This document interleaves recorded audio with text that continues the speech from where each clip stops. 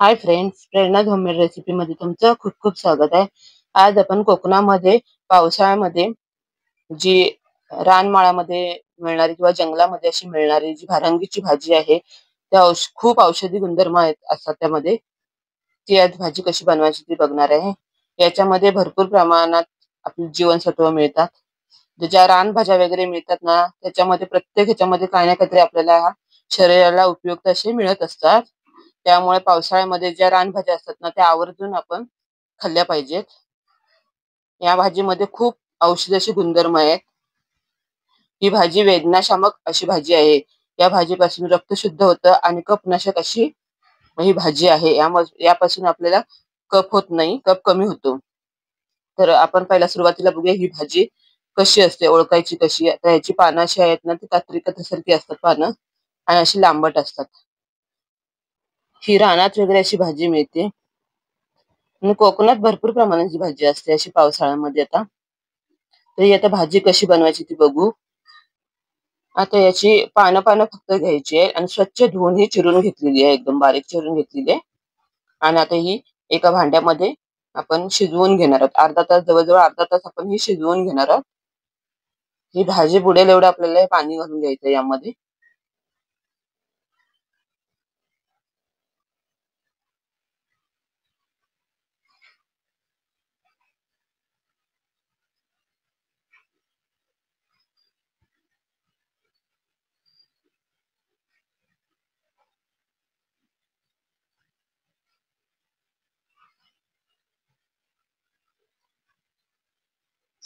आता ही गॅसवरती आपण अर्धा तास शिजण्यासाठी ठेवणार आहोत.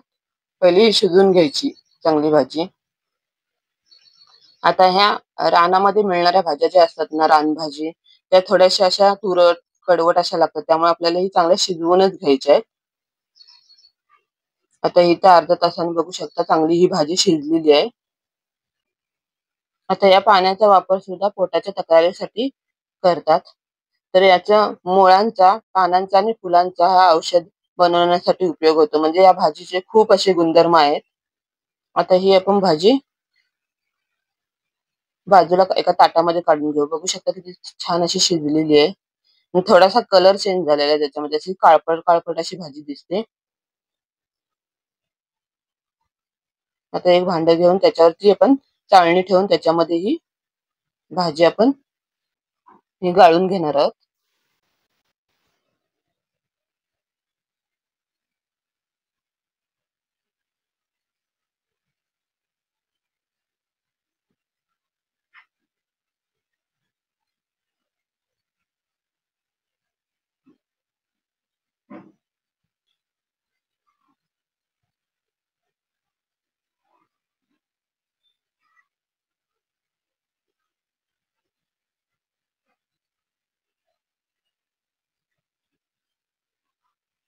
आता हे आपण थंड होण्यासाठी एका ताटामध्ये काढून घेऊ.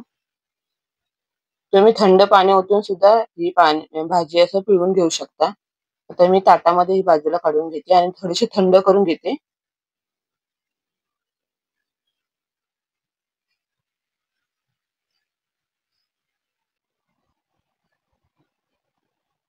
आता ही थंड झालेली आहे भाजी आणि चांगली आता आपण पिळून घेणार आहोत. ही यातलं सगळं पाणी काढून घ्यायचंय.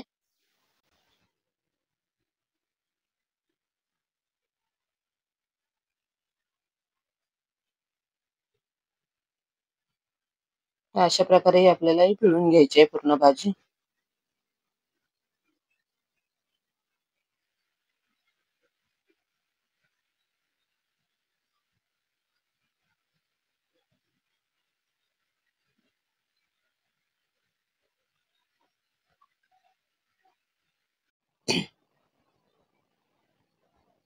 आता अशा प्रकारे ही सगळी आपण भाजी पिळून घेणार आहोत.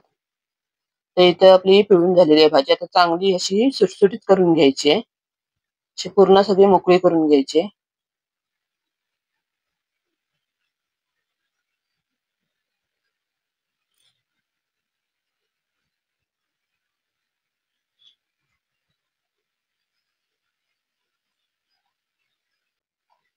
आता इथे ही भाजी चांगली छान अशी मोकळी करून झालेली आहे.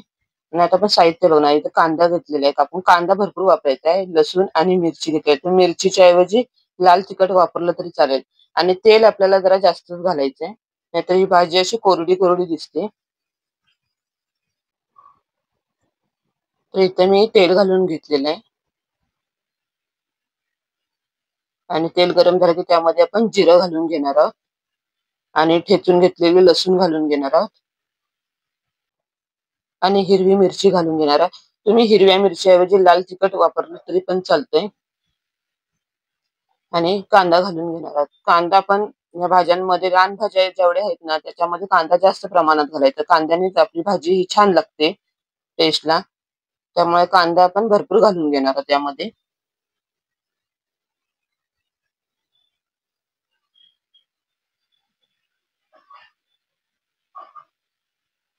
आता हा कांदा आपण चांगला असा परतून घेणार आहोत.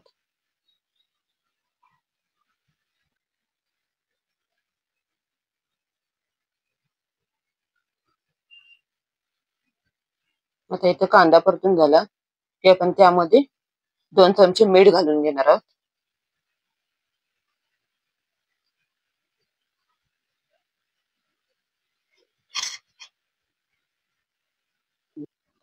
आता मीठ घालून झालं की आपण 1 मिनिट हे चांगलं असं परतून घेणार आहोत.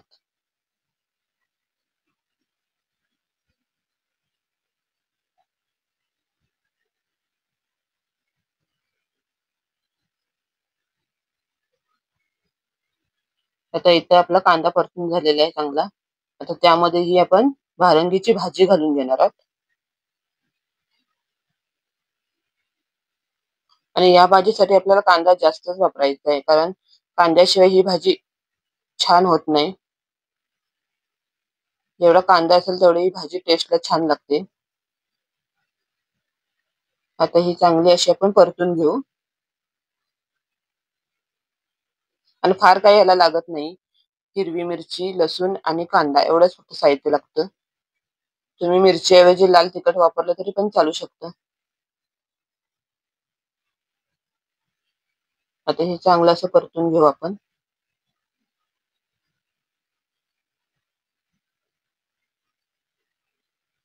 आणि 1-2 मिनिटं आपण अशी ही वाफेवरती थोडीशी शिजून घेऊ.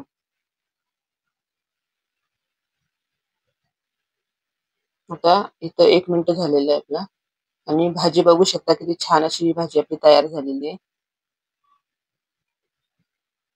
आणि आवर्जून हे पावसाळ्यामध्ये या भाज्या खायच्या, कारण या भाज्यांमध्ये ना, रानभाज्यांमध्ये आपल्याला काही ना काहीतरी असे औषधी गुणधर्म आपल्याला मिळतात. आणि या भारंगीच्या भाजीमध्ये ना भरपूर असे औषधी गुणधर्म आहेत. म्हणजे जर कफ वगैरे झाला असेल तर त्याच्यापासून आपल्याला कफ कमी होतो,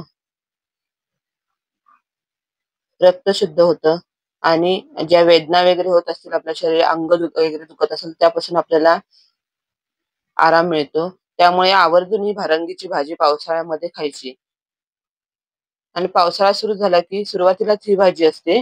त्याच्यानंतर ही भाजी जून होते. त्यामुळे ती नंतर खाण्यासारखी होत नाही. त्यामुळे आपण सुरुवातीलाच ही भाजी जेव्हा येते ना, त्यावेळीच या भाजीचा उपयोग करायचा. कारण नंतर त्याची पानं खूप अशी जून होतात. तर इथं ही आपली भारंगीची भाजी तयार झालेली आहे. तुम्ही पण ही नक्की ट्राय करा आणि रेसिपी आवडली असल्यास नक्की लाईक करा, शेअर करा आणि सबस्क्राईब करायला विसरू नका. भेटू पुन्हा अशाच नवीन रेसिपींसोबत. तोपर्यंत टेक केअर. Bye bye.